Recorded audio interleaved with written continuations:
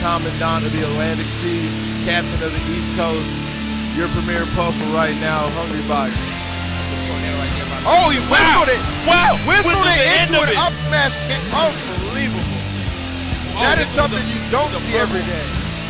Damn, in the back of the head. That is rude.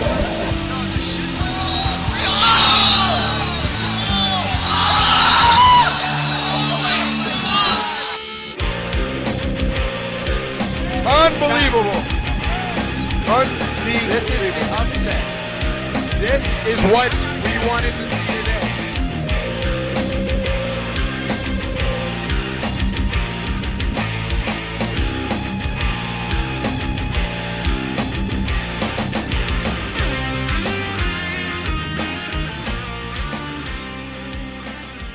Hey everybody, welcome to episode 22 of Directional Influence. Thank you for sticking with us thus far. Tonight we have a very special show to bring you guys, or whatever time of day you're listening to this. We have a Pound 5 recap, which is going to give a little more detail to Rapture's attempted recap last week. It was a good attempt. And we're also going to have a very special guest. We have Melee legend H-Box in the house this evening, and he's going to give us a little interview. Also on today's plate, we have the matchup chart released by the Brawl Backroom recently, and we're going to talk about that for a little bit, some of the discrepancies with it, some of the things we agree with, and whatnot. So stay tuned. We definitely got an epic show for you guys tonight.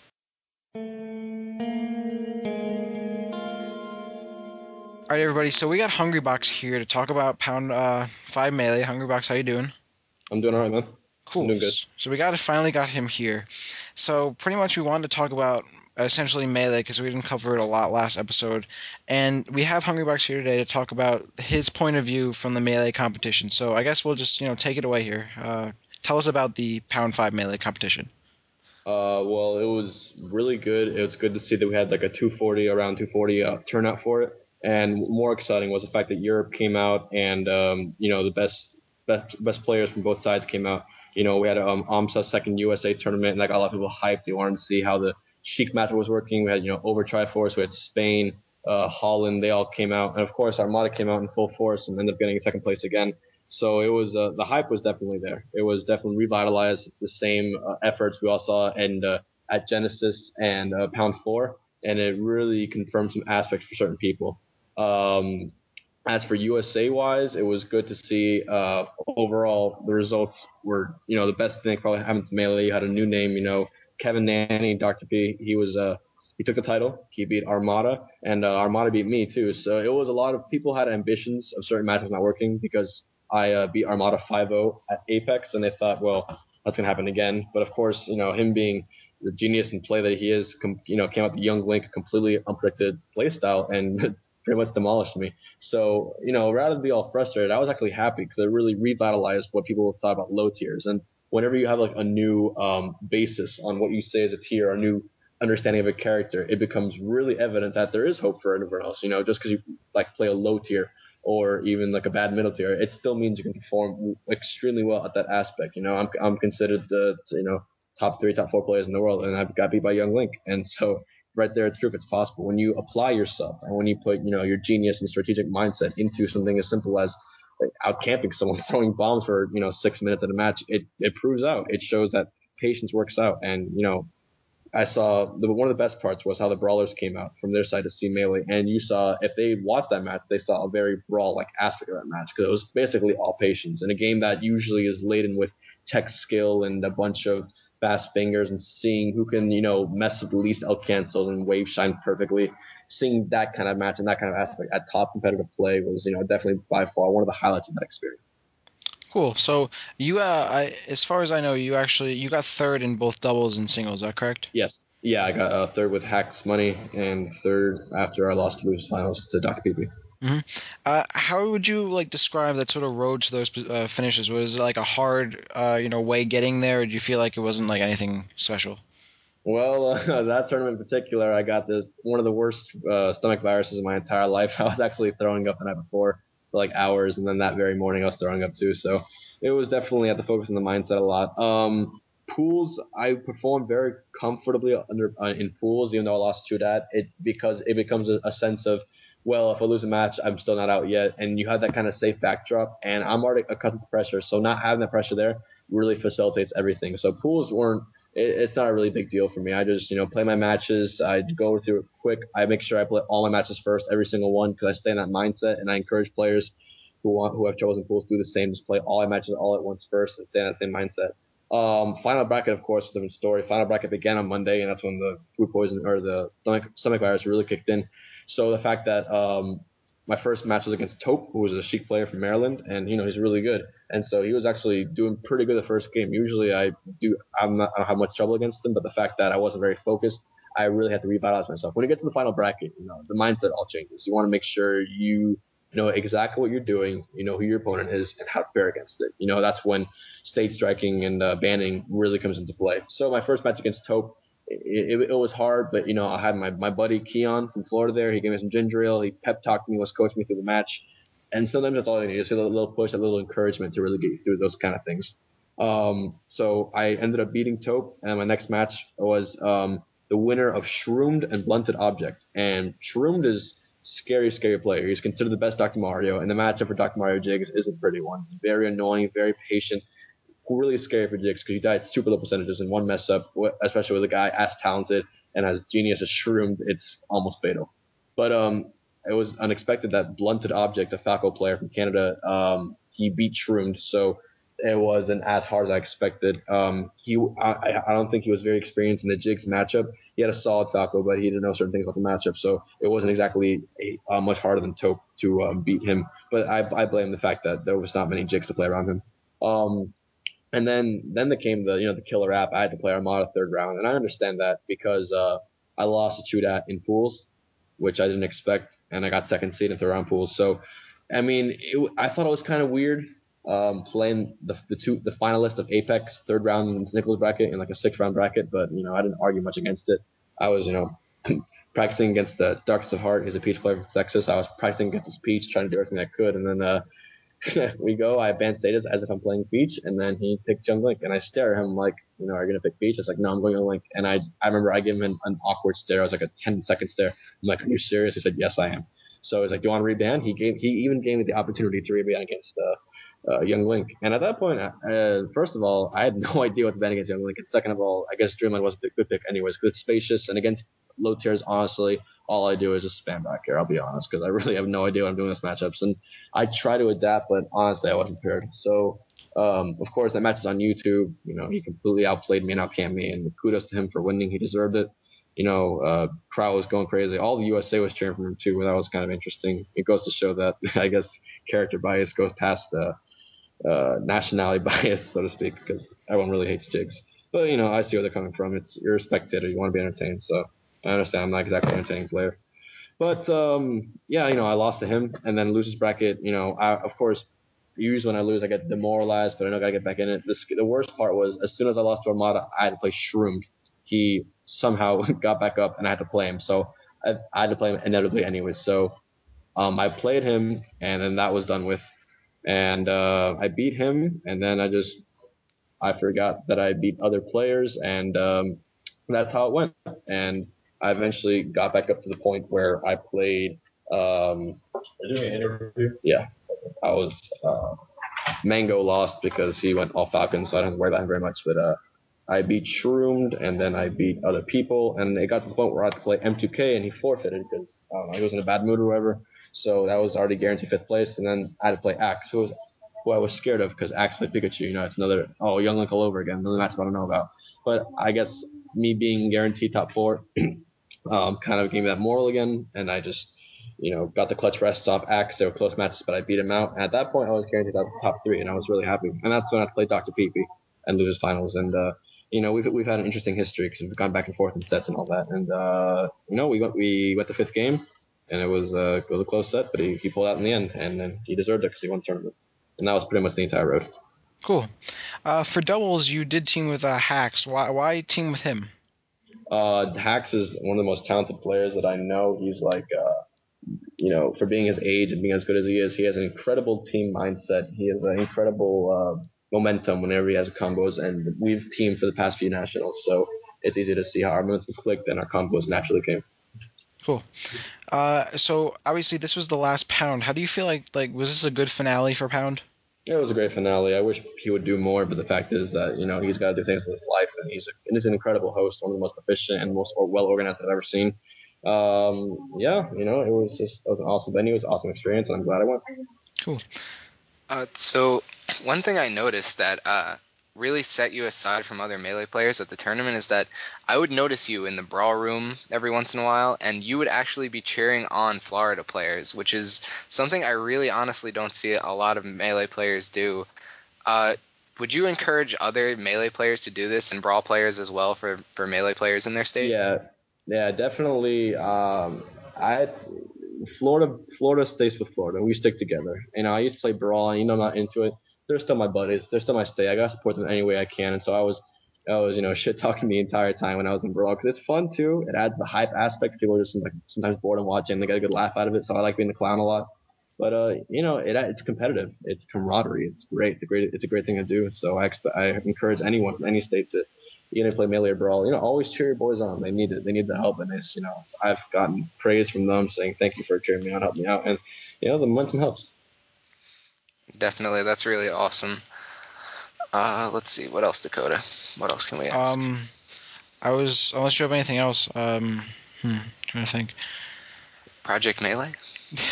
Yeah, have you gotten your hands on Project Melee? Yeah, I liked it at first, and then I realized that little tidbits, little physical things mess up muscle memory. So it's good for Brawl players, but when you're at a tournament and you're trying to focus, it's not a good thing to play because it messes up your muscle memory. Okay. I guess one more thing. What was probably your best memory from Pound then? Pound Other than 5? the throwing up, like from Pound 5. Other than throwing up, because I know that was a great experience. I mean, what do you think was the best memory from it?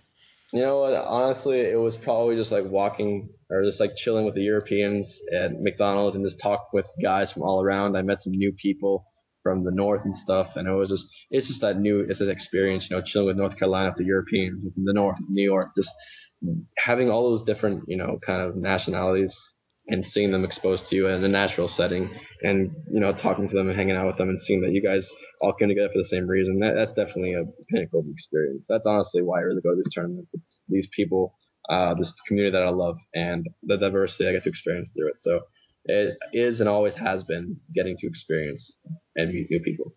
Awesome. So, just one more thing. What's the next thing you're looking forward to in terms of Melee competition? I guess Zenith. Zenith is a big thing happening in May, and trying to become the best in the world. So I gotta just focus on my game, practice a little more often. Organize my time. College coming up, it's a busy ass year. I'm doing a bunch of homework. Got a bunch to do right now, anyways. But just organize my time and stay with this game as long as I can. Cool. Well, good luck to you, and I really appreciate you coming on here and talking to us about this. So, good luck in the future and all that. All right. Thank you. Yep.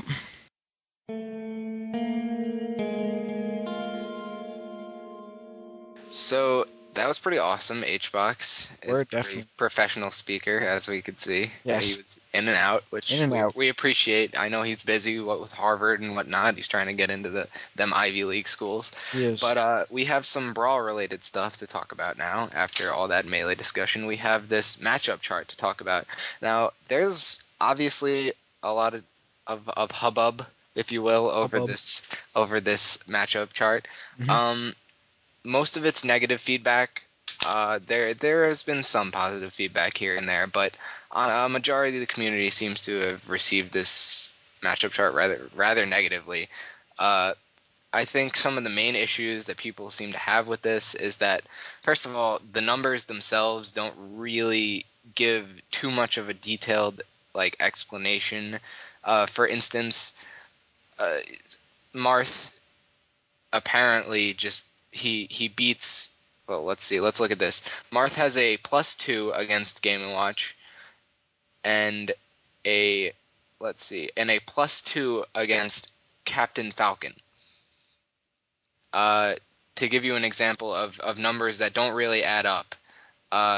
So I mean, that's one of the major concerns, is that these numbers really don't give too much leeway, or they're just not very accurate. Another problem people see is that apparently a majority of the Meta Knight mains in the back room have in attempt to not get their character banned, underrated a lot of Meta Knights matchups. For instance, being even with Diddy and Falco, having only a +1 advantage on Wario, Marth, Olimar. I mean, a lot of Meta Knights numbers seem to be a little underrated, as well as some of the other top tiers. Their numbers seem to be underrated.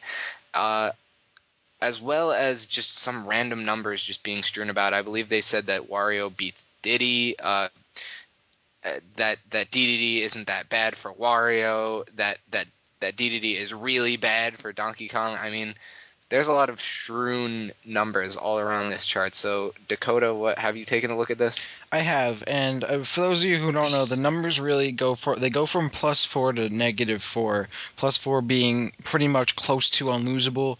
Like if you're playing this character, you should not lose unless you're like have Down syndrome. 0 being even, -4 being close to unwinnable, and obviously everything is in between. And I definitely agree that it's very vague. If I look at one of the things that a matchup chart I feel like it should do is show you why exactly it's like this, because it should help you against this character. If I'm looking at, like, for example, I've been using Meta Knight recently, by the way, I'm going Meta Knight, Terra 5, you know what it is, anyway.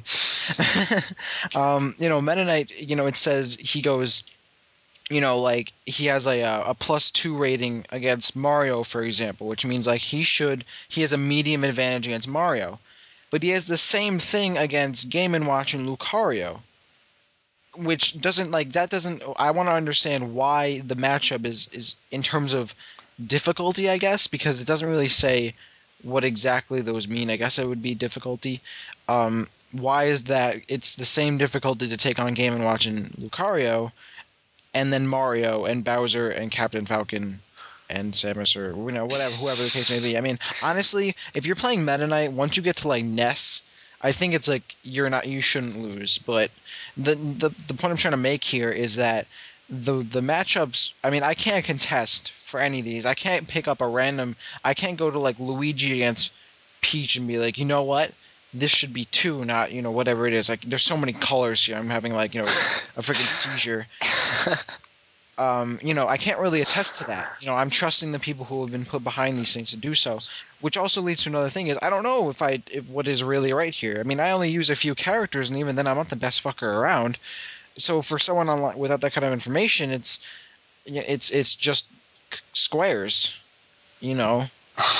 That's for me. I mean, I'm not saying they didn't put a lot of work into this. Yeah, in particular, I mean, we can have an accurate idea of maybe what the Meta Knight versus Snake matchup is, what the Diddy versus Marth matchup is.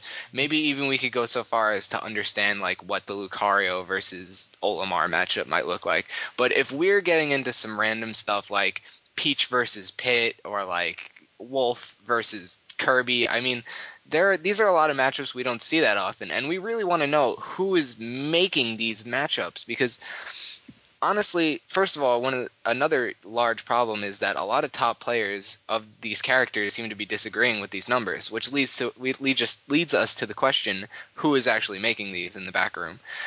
Second of all, I mean, how can we say that somebody is an expert on the Toon Link versus Fox matchup, for instance? How can we say that the Toon Link who gave input on this matchup is well versed in the Toon Link versus Fox matchup, and the Fox who agreed to this sentiment is likewise versed in this matchup? There's no real way to tell, especially when the matchups start getting vague, like what these numbers really, if they're really that accurate. Yeah, I mean, like, I'm just looking at these numbers, and it doesn't do anything for me, Like, even if I know this information, what am I gonna do with it? Is it just there for like a novelty? Yeah. Is it hey, this is something under the belt that the Smash community has finally done after 3 years? That's nice, but like, all right, what about, like, for example, I use Kirby somewhat, and I will tell you that I have not mastered every single matchup. Like, I have not mastered the Kirby versus Samus matchup, okay? So for them to tell me that the Kirby versus Samus matchup is a +2, which is, as far as this little legend goes, a medium advantage, That doesn't help me. Number one, I'm never gonna play as Samus, and if I do, that person should not be like there's zero. Like who are you? Like who uses Samus? Okay, and I'm talking about power suit Samus, not zero suit Samus, people. And even then, why is it a 2? Why is it that me taking on Samus plus 2 with Kirby is the same as me taking on like Wolf or I don't know. I don't like. It's so hard to look at this thing because it's just like it's like a puzzle. Yeah, Yeah. looking at this just reminds me of like Pokemon Puzzle League or something. I vaguely see Tetris and an imprint of Yoshi on the left. Like you can fucking see Yoshi there. I'm gonna draw it out for you people. I can see Yoshi on the left. If you look at it, the red squares and orange squares make Yoshi's face at like the top. Like starting at like if I'm going from the left, like starting at Falco and going down to like Rob, you could see Yoshi's face, like deadass. Right? Like, I'll draw it out for people, but, like, that's what I'm getting from this. It's like a baby Yoshi from, like, Donkey Kong to, like, Bowser, okay? Well, And Dakota is busy in Microsoft Paint drawing you guys a little doodle. I have to say that this is not impressing me. This is absolutely not impressing me. If this was some sort of means for the Brawl backroom to be like, oh, look, guys, we're getting stuff done. Look at this. We have this fancy matchup chart with a lot of different colors and numbers. No, I'm not impressed because it does. Although I'm sure they put a decent amount of work into it, this is definitely just another flop from the Brawl backroom, if you ask me. It's just another concoction they've whipped up to try and show us that they're doing something when in reality they're not really doing much at all. I think I see Relent's face in this. Relent's face. Relent's face. I'm looking for it. It's like...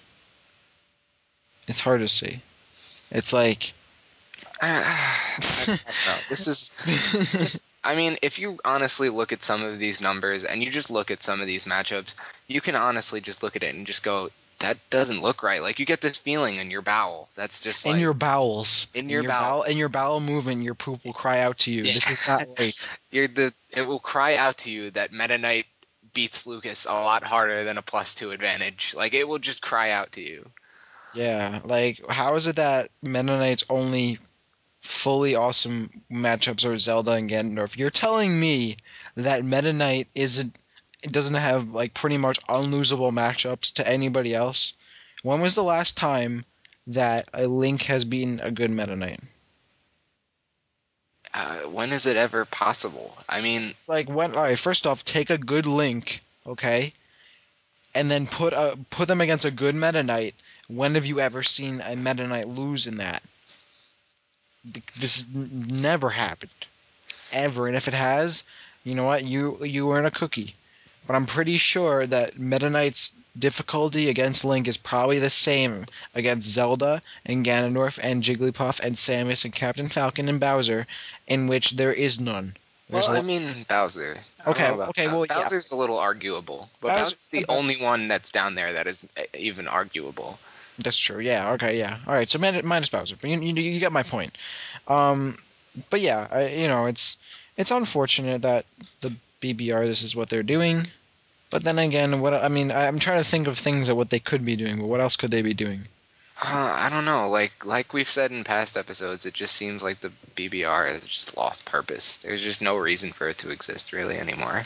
I mean, I'm not saying go ahead and disband it, but it just seems like they've not only lost the respect of the community, but just everything they do just doesn't seem to be either accurate or helpful.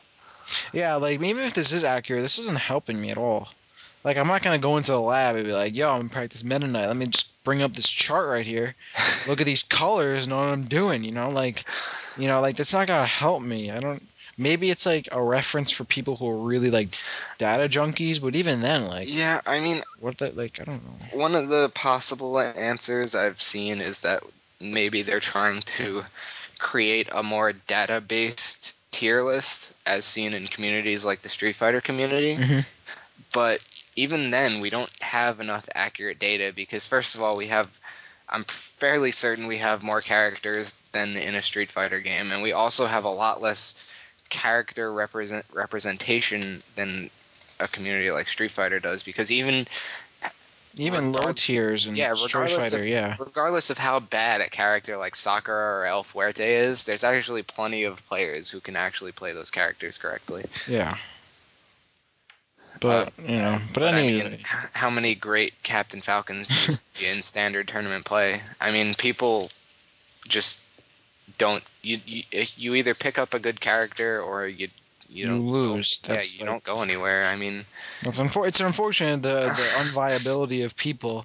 I mean, at least it's not Marvel 2, where like if you're not using Storm, Magneto, or Sentinel, you're losing. Yeah, I guess. Or Strider. Strider's good too. I like him. Sorry how inaccurate our information is on Marvel. If you guys want to call us out on that, go for it. I mean, like you can do so in comments. If you guys have any comments on the matchup itself, like the matchup chart, or our comments about it, or our terrible knowledge about Marvel 2, you can leave us feedback on our All Is Brawl page, and wherever. I mean, we post this shit everywhere. It's not like you can't find it because it's hype. But anyway, please leave us feedback, and if you'd like to add on to the conversation, maybe we'll, talk about your comment in the later episode. Which we have done. Well, yeah. Bitches.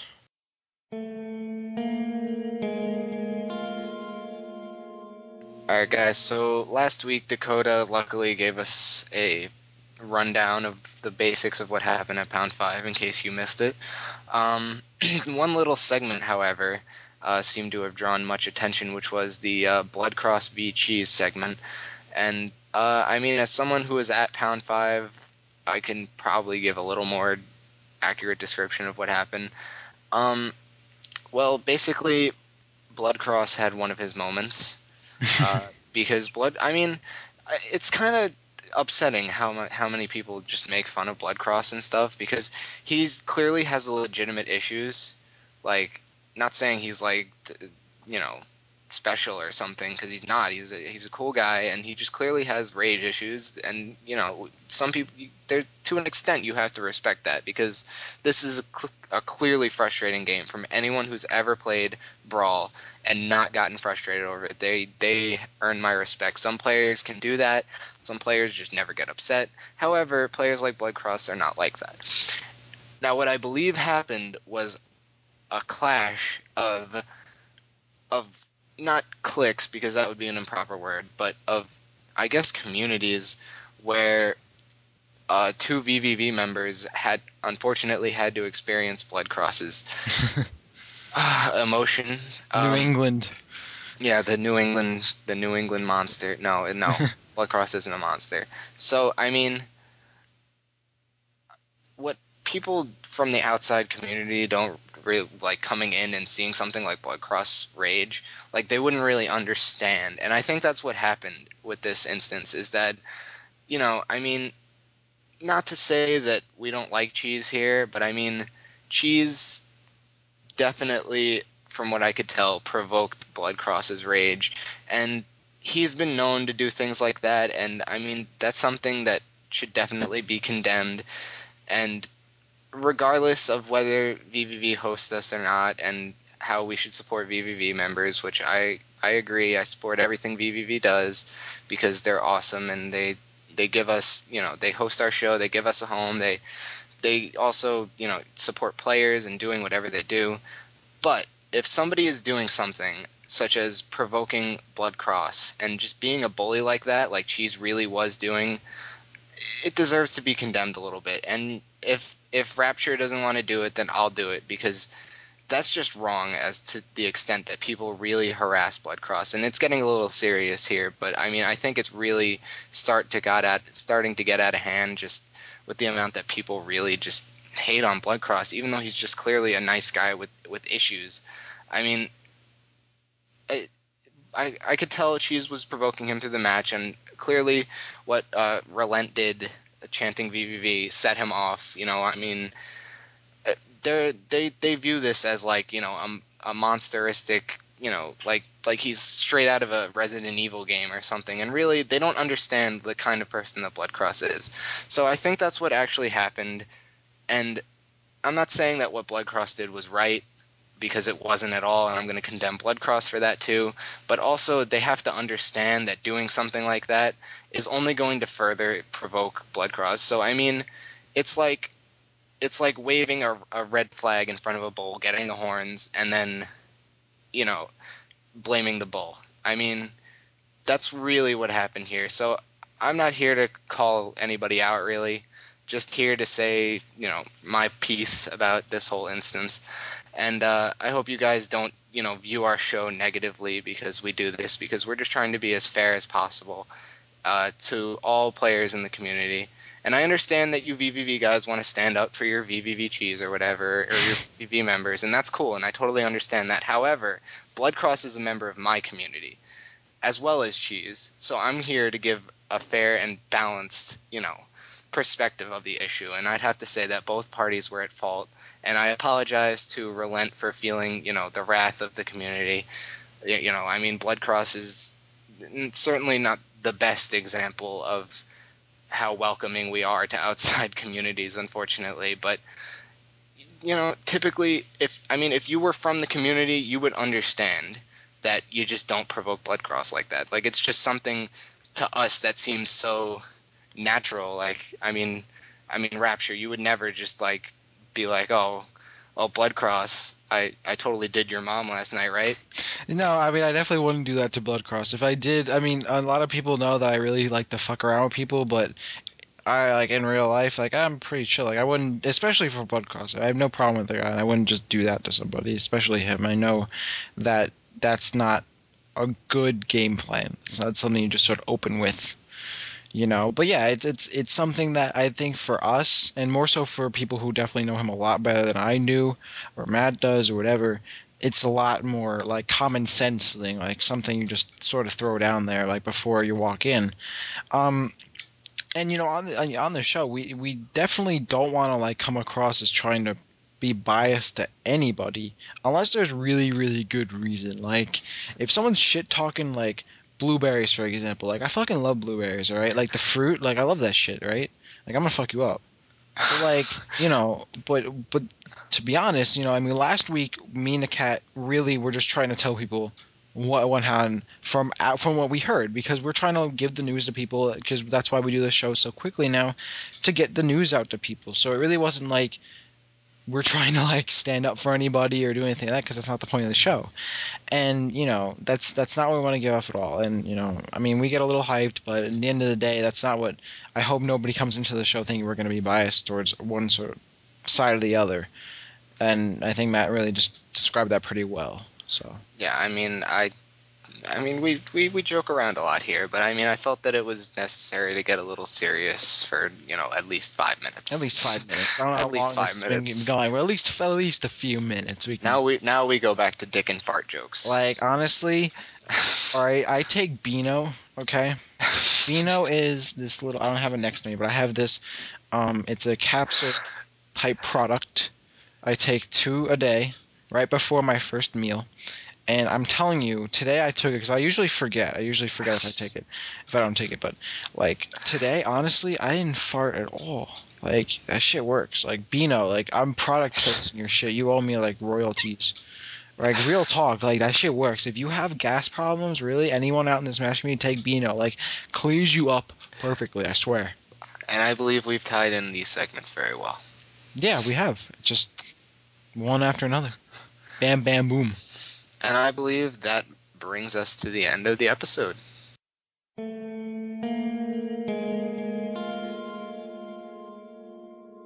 right, everybody, that brings us to the end of Directional Influence episode 22. I want to thank VVV Gaming for hosting the show, as always, every goddamn fucking week. You know what it is. I want to thank Matt for being on the show, doing work. We don't know where Will went. He just sort of not showed up, but it's all cool. Will's a busy guy. He's probably sleeping, though. And I also want to thank Hungrybox for being on the show and being very insightful. Really awesome. I hope you guys enjoyed that. As always, we want to make sure that you guys are always aware of that. You can follow us on Twitter, which is at www.twitter.com/VVVRapture, where I post the episodes themselves and then other things throughout the week. Smashboards, we have our thread, which is pinned on General Brawl Discussion, I believe that's the name of the board. Yeah. Where you could, we post the episodes there, and you can leave us feedbacks, comment, critiques, concerns, etc. We also have our blogs, which are posted and recommended on All Is Brawl, so you can, again, listen to the episode, leave your feedback, comment, etc. And then we have our Facebook page where you can join up and be a member of that and leave your hype and all of that.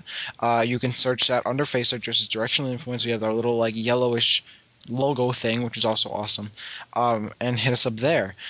So, for example, if you want to leave us comments on our matchup discussion or our talk with Hungrybox or our talk about Blood Cross versus Cheese, you can leave us comments and maybe we'll read them next episode, because we do that. Don't think that we don't, because we do. Pay attention to each and every one of you. We really do. You mean that much to us. We really, really, I want to say this. It's been 22 episodes, which is a really odd number to sort of come out on. But, yeah. Who gives a shit? 22 is a multiple of something, I'm sure. We really love you guys, and, we really enjoy the support.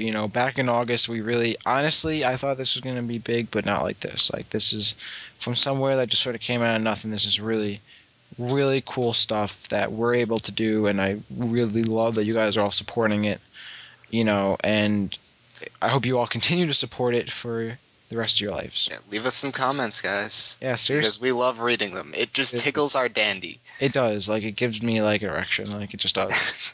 And also, cool stuff. We are going to be having, in the near future, a YouTube page, which is going to be pretty hype. It'll be called Super DITV, because DITV was taken, unfortunately. And super is a cool word.